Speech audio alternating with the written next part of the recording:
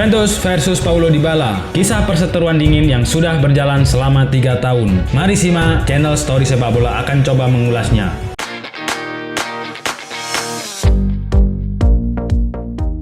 Hubungan antara Juventus dan pemain bintangnya Paulo Dybala sedang merenggang. Ada kemungkinan kedua belah pihak memilih berpisah begitu musim 2021-2022 berakhir.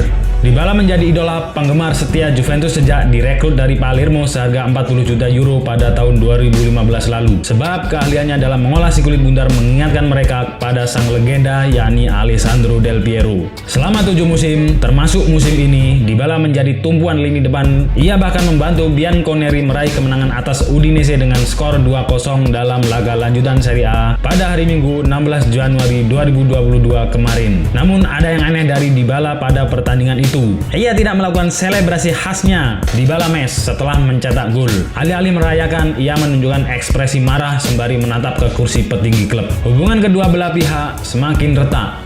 Dybala memperkeruh suasana ketika bertemu awak media pada akhir pertandingan. Setiap perkataannya mengundang dugaan bahwa ada yang tidak beres dalam hubungannya dengan pihak klub saat ini. Seperti yang diketahui, retaknya hubungan disebabkan oleh kontrak baru.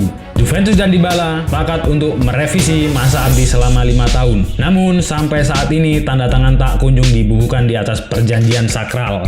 Situasinya semakin memanas setelah pertandingan melawan Udinese berakhir. Laporan terbaru mengatakan kalau pihak klub menarik penawarannya kepada Dybala beberapa bulan lalu dan akan menyodorkan proposal dengan gaji yang lebih kecil. Belum diketahui secara pasti apa yang akan terjadi. Dybala sudah mengatakan kalau dirinya beserta sang agen bakal bertemu dengan pihak klub pada bulan Februari. Agendanya sudah jelas, menentukan masa depan sang pemain di Juventus. Cinta tapi bersyarat. Memang situasinya baru terlihat panas baru-baru ini.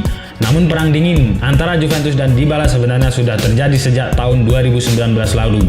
Semua bermula ketika Juventus mencoba melepas Dybala ke Manchester United demi Romelu Lukaku. Waktu itu, Dybala baru saja menutup musim 2018-2019 dengan performa yang buruk. Ia cuma menghasilkan 10 gol meski diturunkan sebanyak 42 kali di semua kompetisi. Dan waktu itu, sebagian fans Juventus sudah pasrah kalau sang bintang akan dijual. Namun, Dybala menolak tawaran dari Manchester United dan klub Inggris lainnya yakni Tottenham. Penolakan itu didasari rasa cintanya kepada Bianconeri. Namun, seiring dengan itu, ia juga diketahui memaksa pihak klub untuk memberinya kontrak baru. Pada tahun 2020 lalu, Dybala pernah mengumbar pernyataan bahwa dirinya belum mendapatkan tawaran kontrak dari klub. Agen saya sudah lama berada di Turin dan tidak pernah mendapatkan panggilan, ungkapnya. Saya kecewa mendengar angka-angka yang diinvestasikan. Akan lebih baik jika kebenaran diungkapkan, karena berbicara soal angka-angka itu di situasi yang sekarang bisa membuat fans membenci saya dengan semua cinta yang saya miliki untuk Juventus.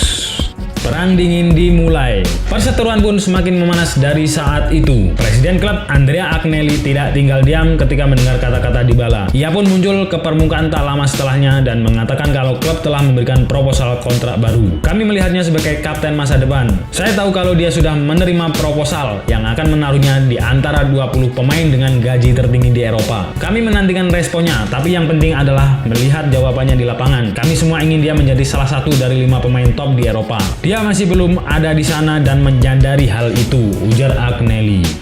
Panas dan semakin belak-belakan. Diskusi soal perpanjangan kontrak pun ditunda sampai akhirnya kedua tim mencapai kesepakatan menjelang akhir 2021. Namun belakangan, Juventus dikabarkan ingin merevisi tawaran dan menurunkan angka gaji Paulo Dybala. Perkembangan ini diyakini telah membuat Dybala kesal. Apalagi CEO baru Juventus, Maurizio Arrivabene, membuat pernyataan yang menyinggung soal loyalitasnya kepada Juventus. Perkembangan ini diyakini telah membuat Dybala kesal. Apalagi CEO baru Juventus, Maurizio Arrivabene, membuat pernyataan yang menyinggung soal loyalitasnya kepada Juventus. Banyak pemain yang lebih loyal terhadap agennya ketimbang seragamnya, ujar Arrivabene pada bulan Desember lalu. Dan beberapa hari setelahnya, ia seakan mengungkapkan perkataan yang seakan memberikan beban yang lebih berat kepada Dybala. Mereka yang mengenakan nomor 10 di punggungnya harus sadar bahwa mengenakan jersey Juventus mempunyai arti dan tanggung jawab besar. Apa yang saya katakan soal Dybala tidak hanya tentang dia, tapi semuanya, tuturnya. Dan pernyataan itu dibalas Dybala di lapangan dengan sebuah gol ke gawang Udinese beserta komentar, "Saya tidak perlu membuktikan apapun kepada siapapun. Saya siap membantu pelatih dan klub," ungkap Dybala.